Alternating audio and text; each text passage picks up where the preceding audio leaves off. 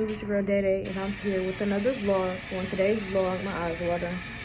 In today's vlog, I'm in school, Ohio Media School, and we're doing our and we're doing our podcast. So I'm gonna vlog my experience. These are my fellow podcast mates. Y'all state your names. Nick. Tommy. Oh, Tommy. Jamila. And I'm Daylana. And let's get it started. We should just use that. How we just said our names. Oh, Yeah. All right, you ready? Let's go. Countdown for 5. Hey, what's up, y'all? You're here with Emotional Evolution. This is a podcast all about mental health awareness and making sure that anybody at home listening is able to get the help they need or want. So I'm here. My name is Nick. I'm here with 3 others. If you want to introduce yourselves. I'm Jamila. Got Tommy here. And I'm Daylana, aka Dede. All right, cool. So our first topic of discussion is going to be depression. So just quick, without going into too much detail, has anyone here struggled with depression themselves? I did. I feel not too much detail, but yeah, I struggled with depression back in November. I feel like I'm slowly coming out of it, but then life hits, so it's like an everyday trial. So. Right. What about you, Tommy? Yeah, I've dealt with depression in the past. Not even understanding the many levels of depression and the different types of depression. Right. Mm-hmm. Okay. How about you, Jermaine? I have also. It's like as of right now, it's like days I do feel depression, days I don't. Right. So it's like A Libra scale. Up, down, up, down. yeah. No pun intended. Yeah. Right. Yeah, man, I've dealt with it myself. What would you offer? What kind of advice would you offer to someone that's dealing with it to try to get through it? I would say me personally, because I do therapy. If you want to do that, that can help. I also do write sometimes just to get the stuff out to try to help. I would say that will help too. Right. You can always call a hotline or something. Right. I can say with myself, when I was going through my depressive state, is to get outside, because I was always isolate. So I go on Eventbrite, just look up different, free stuff. You really ain't got money, you can do free stuff as well. Like I went to a mental health awareness, and I met a lot of people. I met a girl that I went to church with and stuff like that. So, and we still connected, and she got me in this group chat, this Woman of God group chat. So just getting yourself out there and meeting different people. Yeah. What about you, Tommy? I would say be honest with yourself. Be an open book and admit to the things that's honestly going on. Yeah, I agree. First of all, you have to admit that there's an issue. I mean, and it's not belittling yourself or taking a shot at your self-worth. Being able to admit that there's something wrong is, to me, a sense of strength. You're able to know something's not right and you need help. For me, I would say probably professional help is the best help. There's other ways to self-medicate, like you said, Dede, going outside, not staying isolated, being able to communicate with other people and network. You can put yourself into some really good situations that way, meet really good people. So for me personally though, I think therapy. I'm not really too big on pills, so therapy for me would be probably the best course of action. And just talking, man. Just talking. Because if you never admit something's wrong and you never talk about it, it's never going to get resolved. Yeah. Factuals. All factuals. Yeah, man. it can be a rocky road though. You know, it's not gonna end overnight. So being able to get through trials and tribulations, it's not easy, and no one ever said it was easy. So yeah, it's just kind of it's a confusing time for people, which I get. So how much time are we on, Tommy? We still on, we good. We good? Still on the first All right, one. we'll just edit this out, but we did say like 7 minutes per topic, right? Mhm. All right, cool. How far are we in right now? Like 3 or 4? Yeah, we got about 2.5, 3 left. All right, cool. So, was there anything that anyone wanted to mention specifically on depression? Just kind of like hit on real quick before we move on to the next topic.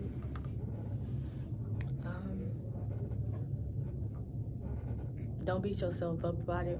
I can't say that. Find your happy place and Yep. stay there. Yeah. Right. And sometimes Show your self-love. I'm not You can't love nobody if you don't love yourself. exactly. Mhm. Exactly. You have to find love for yourself, inner peace. You know, I'm not very religious myself, but I've seen actually people really be able to pull themselves out of it through some form of religion. Finding something that, for me, when I was struggling with it, I felt like I had no purpose. So for someone to find something that really could change the direction of their life and be able to, you know, feel like they have something that they're living for, I feel like that is very, very helpful as well. Like I said, just networking with people, it really makes a big difference because there's more ears, and especially when it's people that care about you. If no one loves you, Jesus, dude. I was just about to say that. Jesus is Lord. Yeah. I love Jesus. You gotta find some type of something, you know what I'm saying? I'm big on just being happy, you know what I'm saying? I don't want to go to sleep like that, wake up like that. Right. You know, you definitely gotta find something worth smiling for. Exactly. Yeah, I like that. Yeah, my mom always told me don't go to sleep mad and don't wake up on the same thing that happened from yesterday. Today's It's a new day. for real. So like, Amen. don't focus on that energy that happened Awesome. yesterday. For real, talk to Jesus too. Pray about it before you go to sleep. Pray. Wake up, you'll feel refreshed. But some days, I'm not gonna cap. Like today, for me, it was not. Sometimes you can't wake up happy if you think about your situation. Just pop up like, Dad, I'm going through this. Like, and then it's like you focus on that, but you gotta try not to focus on that place. Just put your mind on something else. And I can't say Jesus did help me with that.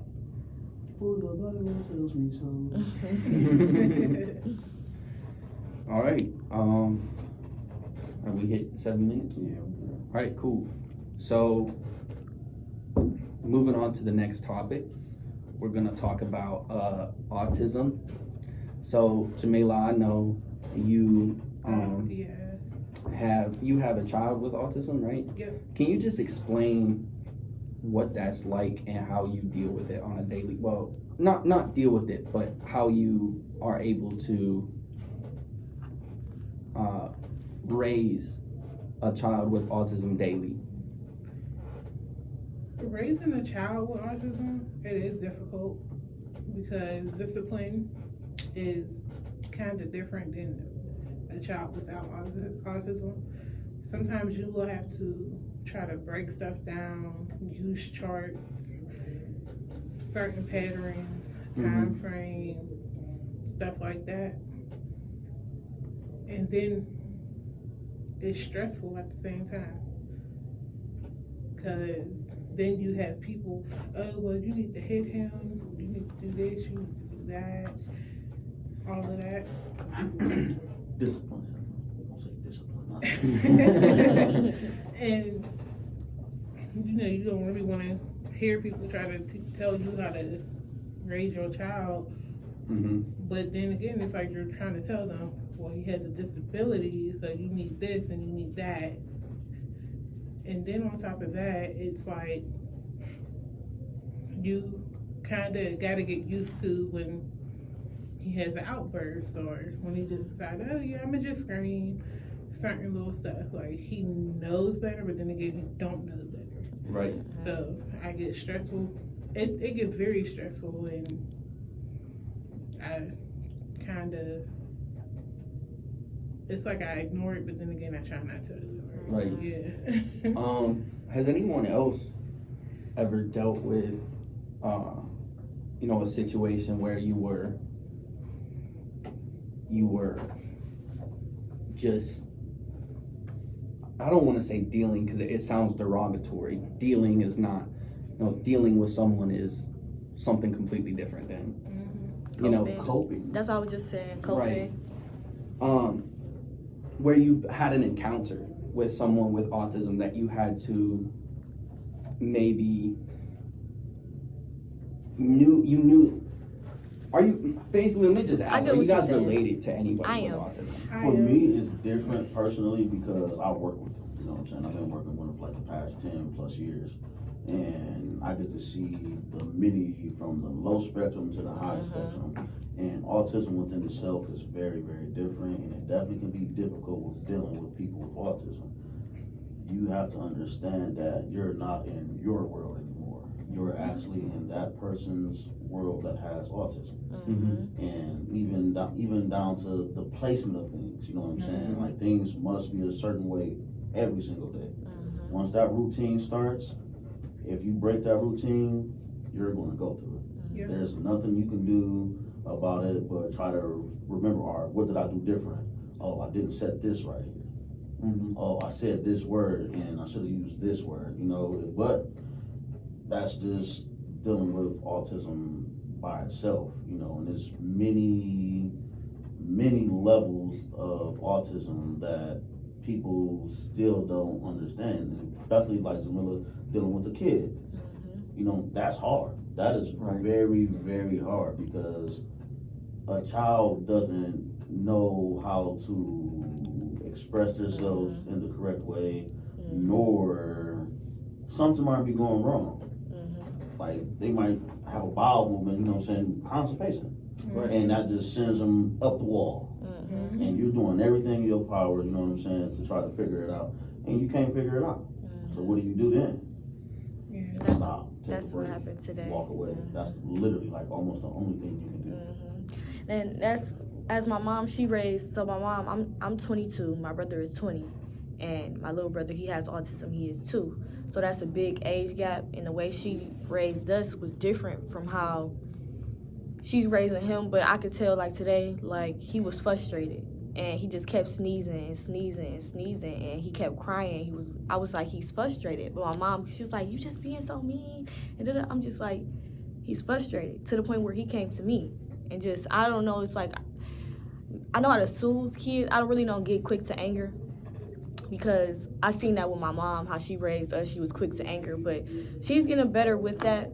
But it'd be hard some days because he can't talk, so he can't say what's wrong. Like you said, if you're having a bowel movement, obviously he keeps sneezing. He's frustrated to the point where it's like he's just crying now and he's screaming, and it's just like he can't say what's wrong. We see what's wrong, but he can't say what's wrong. And sometimes it could be something else. Like, it's probably he's overstimulated. That's the word. He's overstimulated, and he don't know how to express that in a way.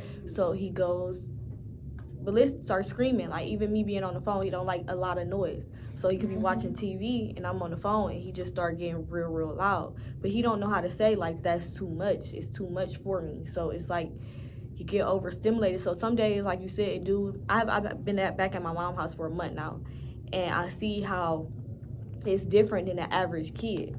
Like, he doesn't know how to express himself. So it's like some days he just start crying out of nowhere, and we like, what's wrong? Like, what's wrong? And he can't say it. He's starting to get better with that, taking us to what he wants. Like, if you want to go outside, he'll take us to the door. If he wants something to eat, he'll push us in the kitchen or something like that. But some days he just cry, and we really don't know. Like, we just don't know, so we just gotta figure it out. Same exact thing. So one of my last questions about this is, Tommy and Jamila, you guys have experience with this. You do as well, but Tommy, specifically for you, what would you offer someone, or what advice would you give someone for dealing with someone with autism? Have patience. I'm sorry. Yeah. Had you Patience and communication. Yeah. You gotta figure out how to communicate Okay, with with them. anybody that has some type of mental issue going on. Everybody don't learn or receive the information that's being told or reading the same way, Mhm. especially with autism. So you Mhm. have to learn how to communicate with each individual differently that has, like, literally. Right. every level of autism is different. Different. So you will Mhm. have to have a certain amount of patience and a Mhm. certain amount of communication with every level. So Mhm. Like she's saying, her little brother, he's starting to get better with communication. He's taking us to things. Now, me personally, what I would do now it's time to start helping him write posters, little pictures of, Mhm. if this is what you want, you go pull this up to try to communicate, and eventually words and everything will start flowing, unless he's a non-verbal with autism, that he just can't do it. So he understands everything literally. Mhm. So now it's okay, pictures will be your best thing yeah, to pictures. use, period. Like straight pictures, like food, bathroom, whatever. This is how you communicate with us, the world, you know what I mean? Like he's starting to take his diaper off, so it's like potty training is hard because he don't know that he's just sitting here to go to the bathroom. Like my mom had him sitting there for hours and hours and hours, but he won't use the bathroom. But he don't know what it is. Yeah. He probably needs someone to show him. Yeah. That's it. You gotta I'm be about shown. to say, my son, I had to use a water bottle. Like, I had to legit stand up at the toilet with a water bottle, like I was standing up to go to the bathroom. And after that, he was like, okay, mommy's standing up. Let me go ahead and try. Right. There it is. All right. Well, that's really cool. I appreciate you guys' input, especially from people that have been, in that situation. So I hope that's able to help some of y'all at home. Yeah. But now we're gonna move on to our next topic, which is going to be postpartum depression. So I know you really wanted to hit on that, Day. What did you mainly want to talk about with this? What's your I guess not reasoning, but I'm about to expose myself. A lot of people don't know what's going on with me, but I am pregnant. And I want to talk about postpartum because I'm gonna try not to get emotional. I want to talk about postpartum because I went to the doctor the other day and they basically told me I was having a miscarriage. So it's just basically it's a sac, but no yolk in the sac. It's just a sac and it's no baby or anything. My opinion, I don't know. I really don't like doctors. I feel like I'm not having no symptoms of miscarriage. I'm not bleeding. I'm not cramping. I'm not going through none of that. Yes, no baby in the sac. And they said they should see a baby by now. But I didn't watch videos on YouTube and stuff like that where the baby eventually grow. Like they be like, okay, I'm at my 6-week appointment. And then by the time I'm at 8 weeks, they see the baby forming. So I feel like I'm early because even the date's not adding up. I'm with like 5 different doctors. Like I'm that person that I don't stick with one person. I need to figure out what's going on. So when I first went, I went to the ER. When I first found out I was pregnant, this was May 1st. I found out I was pregnant, so I went to the ER May 2nd. They told me that my ACG levels was at a 45, that I'm probably like a week or 2 pregnant or a couple days pregnant because I caught it so early. I'm sorry to cut you off. I honestly just am kind of curious. What exactly is an ACT? It's just the level of your blood telling you how far along you are in pregnancy. Okay. So Hormones. Yeah, hormones. Okay. Yep. Okay. So it'll go up and up and up as you go along in pregnancy. Okay. 45 is really, really low. My last blood was at a 2300, so it's getting up there. So it's like, It's like fluctuating. So it's 45, 23,000. It's going up. But they told me I was a couple days pregnant or a week pregnant. Right now it's June 15th. So that'll make me about 6 weeks. But it's saying that I'm 8 weeks because of my period. The levels. No, because it goes by the first day of your last period. Wow. I feel like I be late. It's not right that it's not adding up. So I'm like, it's not adding up. But I'm still trying to stay positive. I'm still trying to stay positive. But as far as postpartum, I was bringing that up because I feel like I'm dealing with that now. Like today, that's why it takes me so long to get to school sometimes because I had to fight with myself every day. Like, you gotta get up, Daylon. You gotta do it. You gotta do it. Even far as me going to sleep late, it's about my work schedule and when I was working, but still, I be tired. I just be on TikTok all day, just looking up baby stuff. And is my baby okay? Because I'm so stressed out. I don't want it to be my fault that I'm having a miscarriage or anything. But I talked to the doctor. They said it's not your fault or anything like that. But sometimes you just can't get past it. yeah, you can't. Like, as a male, I done dealt with like 3 miscarriage situations. Okay. Like, so I mean, it's like either they're forced, too emotional, because you beating yourself up like that can cause that too. Or it's just natural. You know what I'm saying? It's nothing anyone can do about that. You know what I mean? So all you can do is just mentally prepare yourself and understand that it's not your fault. It's just one of the courses of life. And I wanted to talk based on postpartum, because even if I do lose this baby, I know I'm still gonna go through that postpartum depression like I had it.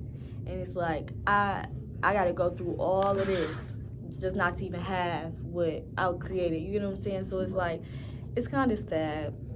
And I'm trying to mentally process everything. And I'm really just praying, and I believe in God, so I know miracles can happen. I just pray that my next ultrasound is tomorrow, Friday, and I just pray that my baby show up. Because it just don't make sense to me. I was supposed to get the procedure, the DNC, y'all heard of that? Basically, it's an abortion. But it's a medical abortion, so basically they use the suction and they do everything. But yeah, I was supposed to go yesterday, and I just did not go because something in my heart is just telling me that my baby is gonna grow, and it could be a level of delusion, and I don't know. I just still got faith. I'm not having no cramps. I'm not having no symptoms of miscarriage. I still have pregnancy symptoms, but they even said that you can still have symptoms. Health reasons, you probably need to just slow it down. No, go to the doctor. Because if they're at the same time you're talking while they're telling you like this is what needs to happen, it needs to happen for a reason. Yeah. And if it's just there in you, it can cause complications, like serious complications. Yeah. I made an appointment for next Wednesday. I'm just waiting for this next ultrasound tomorrow, and if I hear the same thing, then I'm gonna go along with it. But I just feel like I don't know. I done seen a lot of TikTok videos, they babies pop up that next ultrasound. So I'm just like, maybe that's me. Right. So what's your advice to someone dealing with postpartum depression? What's something that's able to, you do come to school, so you showed up today, and don't be mean to people that ain't do nothing to you. Yeah. I'm struggling with what's that. able to pull you through when you are going through a hard day with postpartum? God. That's all I can say. I just trust him, because at the end of the day, it's like this is beyond my control. All I can do is put my faith in him. Whatever happens, everything happened for a reason. And I know he knows my future more than I don't know my future. I don't know what he has in store for me. So all I try to do is trust him. But I'm not going to cap. That's what I was talking to my friend the other day. I try not to question God, but in a lot of situations I do, because it's like I didn't ask for this pregnancy. Most pregnancies are unplanned, and people do not ask for this. So I did not ask for this pregnancy, and just to go through and I finally did accept the pregnancy, and then to go through a miscarriage part is like, wow, like I really didn't even act. I didn't, not like that, but I did not. Like the situation, how it was, me and my baby's father, we was not together. It was just, I was young, just doing anything. Yeah, just situationship. Yeah. And even telling him, like, about the situation, like he bashed me, he wished miscarriage on me. So it was just a lot. Like I didn't even ask for this, so it was just Words are powerful. They are, and it's crazy because I said that too. I said I wouldn't mind a miscarriage when it first happened.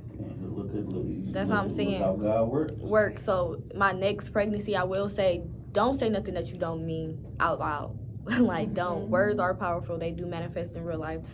Try to stay positive about the situation. Everything does happen for a reason, and you can try again. Like you can try again. You can try again. You can try again. Amen.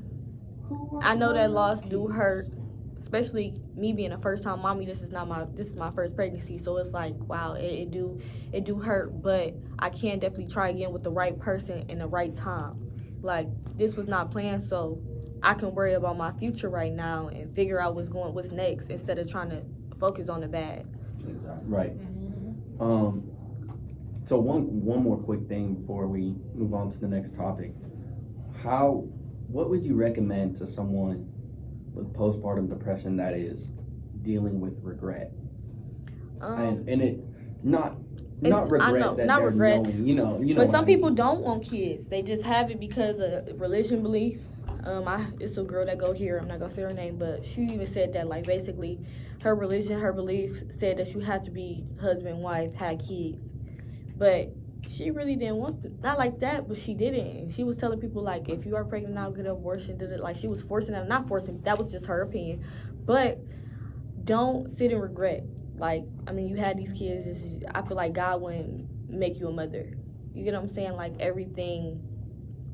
Kids are precious. Kids are blessings. So the fact that he made you a mother, he trusted you with his child. I feel like my mom always told me that. So I just feel like don't sit in regret.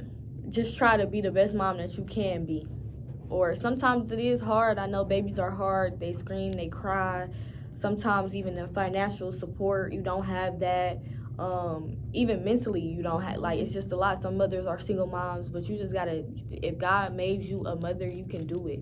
You can do and it. you have to make another thing for me, just real quick, is as a mother or a father, you know, it goes both ways. Because fathers can have postpartum. You have to make sacrifices. Mm-hmm. You have to be there for your child. And postpartum depression is hard, but, you know, either professional or, you know, if you have family help, just get a support system. Mm-hmm. And that is what's going to really be able to push you through it. And that, obviously, I haven't gone through pregnancy, but, you know, that would be probably my suggestion. But I'm 8 months right now. Tommy having a food baby. You know what? Me too, Garlic bro. parm wings right now. Me too, bro. But Day, I appreciate you bringing that up. That's No a very problem. big expose issue. myself on YouTube. with you know, with new mothers, and I think that can really help somebody. Now, Tommy, we're gonna move on to your segment, which is PTSD. Also a very, very big, not a problem, but, you know, a mental issue that can really cause a lot of problems for someone. And I know you mentioned you deal with it personally. So I just want to ask, what's your experience with that, and what's something you would advise someone to do if they reach out for help? My experience with PTSD, we can start it off by each topic that we talked about today literally can fall into PTSD. Depression, postpartum, autism. It's traumatic to the life, basically. So it's many, I don't want to say many levels to it, because it's really not that. It's either you have it or you don't. You know what I mean? Now with PTSD, you have triggers. Like, you can be somewhere having a blast, a grand time, and then just one of those triggers, everything's over with. It's time to go. I don't want to be around nobody. I don't I'm all want to be that. touched. Is it more like, is there trigger words or like anything that can It can be It can be anything. Wow. It can be That's anything. exactly happening to me sometimes. It could be like an image you see else, like, and Yeah. it just triggers something, or somebody touching you in a way that you don't even want to be touched. Yes, sir. Somebody saying words that you just a trigger word, like imagine abused kids. Even verbal abuse is horrible too, but it could I be. say verbal abuse is worse than physical abuse. But that's something that resonates mentally. It stays with you. Right. You can't get rid of that easy. And Tommy, feel free to not talk about this. I just wanted to ask, what was the situation where something did take you back? Are you open to talking about that, and what kind of experience you had with that? If you're not comfortable, that's completely fine. It's not even the comfortability. It's about talking about it the right way. Right. It's different for me, you know what I mean, with having PTSD, you know what I'm saying, it's very, very different. So it's like it's a hit or miss type of situation for real. Like, even for me to sit here and really to explain it, like, some life things has happened. Right. So now I move different, you know what I mean? Like, bottling. I'm a bottler, you know what I'm saying? I bottle anger, you know what I mean? So that's a bad sign. No, I'm not a talker for real. You wouldn't even know it because I can be social. I know how to be social. But I'm truly an introvert, you know what I'm saying? I don't like people. I don't. But if you rub me the wrong way just by your conversation, I might have a different type of PTSD flashback, and now it's on, you know what I'm saying? Right. Or it's either I'm about to just get away from you. I don't like your energy, you coming off wrong. I had to learn myself first. That's why self-love, you gotta know yourself first. And with my age, you know what I'm saying, I'm not that old, I'm 33, you know what I'm saying, but I'm literally within these last 2 years understanding that more about myself. Right. It takes time. Life is the best teacher.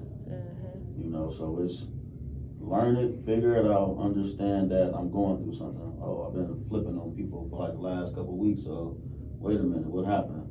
Let me stop. Assess it, address it, and move on. I like that. I do too. I like that. That's really nice right there. Definitely do too. So I know we talked about children with autism, and this is gonna relate to children, but even just adults. What's your best way with going about having an interaction with someone that has PTSD? Like, should you just be very careful about your actions, or no, you wouldn't even know it. You're not gonna know somebody. Oh, you got PTSD. Right. You're not gonna know it. I'm just saying, like, someone you know, just be mindful of things you say in public around people. That's all. Right. That's it. And if they're quote unquote your friend or anything, just still be mindful. They done probably opened up to you and you're cracking jokes about this. That's not a safe place to crack. Come on. Right. For real. Like, I had that. I'm sorry. I just had that happen to me recently.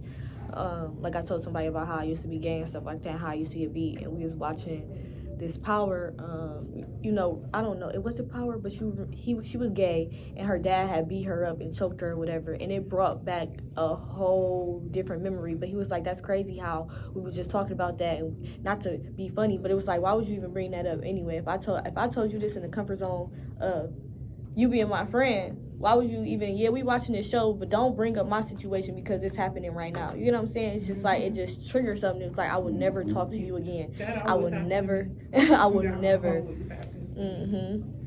Now, this is, if you're around someone that obviously you don't know they have PTSD, if somehow, some way, you trigger them and they go into an episode, what is the best way to deal and help that person get through it? Okay. That don't That's help. it? Address it. That don't help. Address it. I just didn't know. You have to address it right. Oh, my bad, bro. I didn't understand. I didn't know it was an issue. Come talk to me one-on-one so I can understand. Right. But like she said, sometimes the It apology don't help. ain't gonna help. That's because you hold on to it. That too. That's the problem. And that's You what I'm can't like, hold on to and it. I like how you said that you're growing. That's what I was saying even with my job. I was telling y'all about that. Like, I'm trying to learn how to grow that. I don't like people. Like how you said, I'm an introvert. Like, I can be social. I got a business. I got all this stuff going on. I'm trying to get open to being that person. But it's just like, I genuinely don't like people. And it's like a lot of people say stuff. They don't realize what they're doing. The way you talking to me. It started off as a kid. My mom always talked to me it was just like, don't talk to me like that. I don't know. Just, now that's a PTSD moment. Yeah. Because she felt being raised, all I was around was someone just yelling all the time. So now if somebody, just a random person, even at the job, and you probably accidentally did something wrong and the manager or the boss is there and they get to yelling, it's going to provoke her. Yep. And she going to either shut down or she going to cut up. Yep. And I always, it's two never ways, shut it's down. either down or up. never That's the it. down. It's always the up with me. And I left so many jobs, even the job previous before that I was working at the Touch of Italy. The manager would start yelling at me. This is my second day, yelling at me. You didn't even tell me this situation, but you yelling at me, talking about, I told you not to make these orders. And I just automatically go Yeah, so crazy. you gotta calm down. You gotta That's how I control was your when I worked universe. at the, But now that I'm nursing talking to, home. I'm sorry, not to cut you off, but now that I'm talking to you, I'm realizing I never knew that was PTSD. I just thought it was something that I was dealing with as, not PTSD, I just thought it was like I always wanted to be heard. I was never always heard. It was always someone talking over me or something like that. So it's like, shut up. So now that I'm older, it's like I'm lashing off. They make it seem like I'm the aggressor when it's not me. It's just I don't know how to handle these certain situations. But now that I'm learning that that's PTSD, it's just a trigger. You triggering something from, you know, it's just from childhood. And I'm trying to deal with that now. So, one more thing before we finish off the show here. Tommy, what to you, it's kind of a two-part question. Number one, what for you is able to help you with getting through your PTSD, along with if someone is looking for help, you know, based on their, because like you said, there's different levels, but those different levels are levels, and it's not levels, it's just your severity of PTSD. What would you recommend to someone that wants to reach out for help?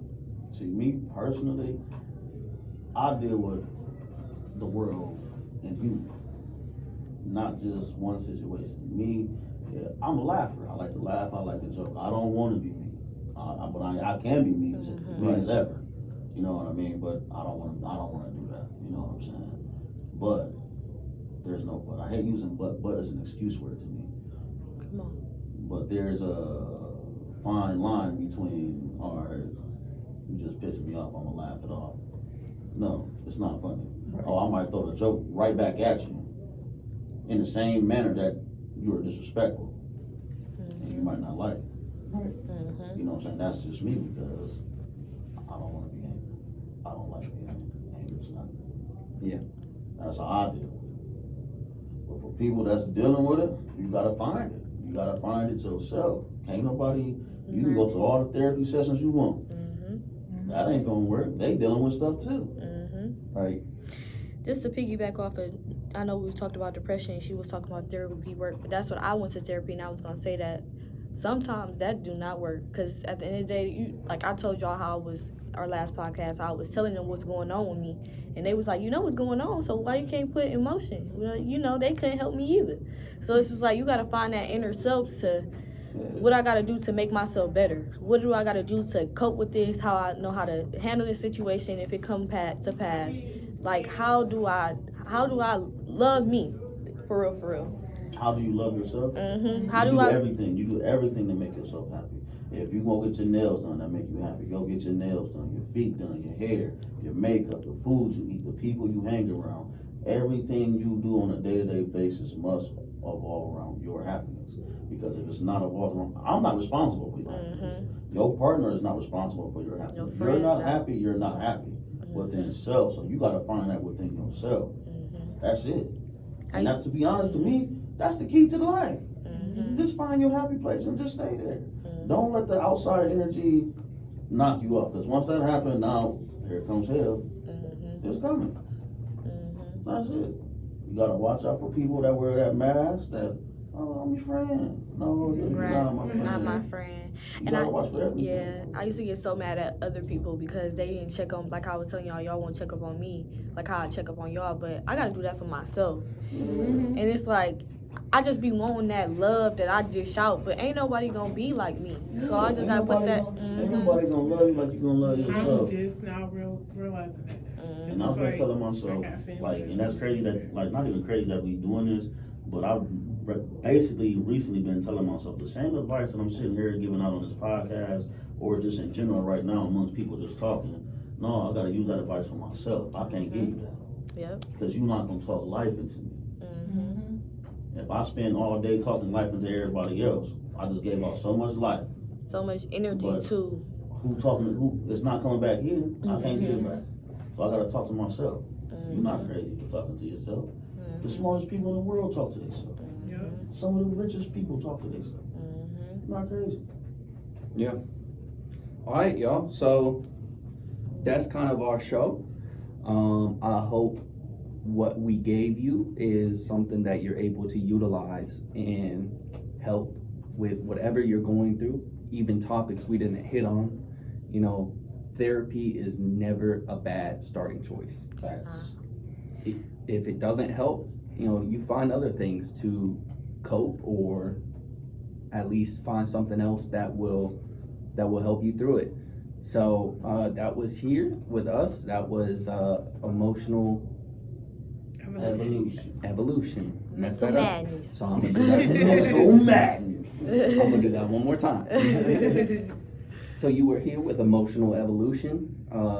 Me, myself, Nick, Daylana, aka Day Day. Sorry, I got that. Jamaila. and Tommy, man. So again, thank you all for tuning in, and I hope you guys have a great day and are able to get through whatever you're going through. It's a wrap. There we go. Okay, we're done. Hey. We're done. We're done.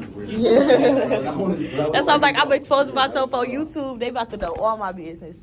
Like, right? Guess who's pregnant? Right. That's what people want. They want to watch someone and be able to connect. Right? Because you gotta connect with the audience to keep it. Right. Yeah, I'm pregnant. Don't. Probably gone. Not like that. Like how you said, you gotta use dark humor. I've been using a lot of dark humor though about the situation. But yeah. Okay, so I'm gonna start my PSA. My PSA is on miscarriages.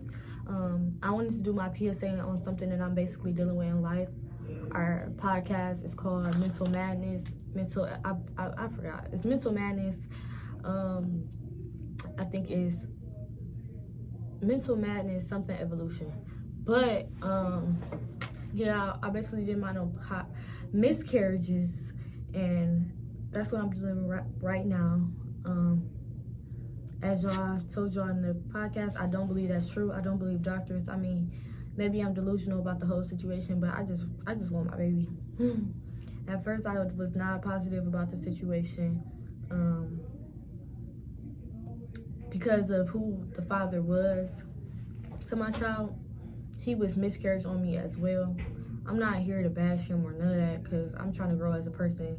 I'm tired of back and forth. I wish him the best.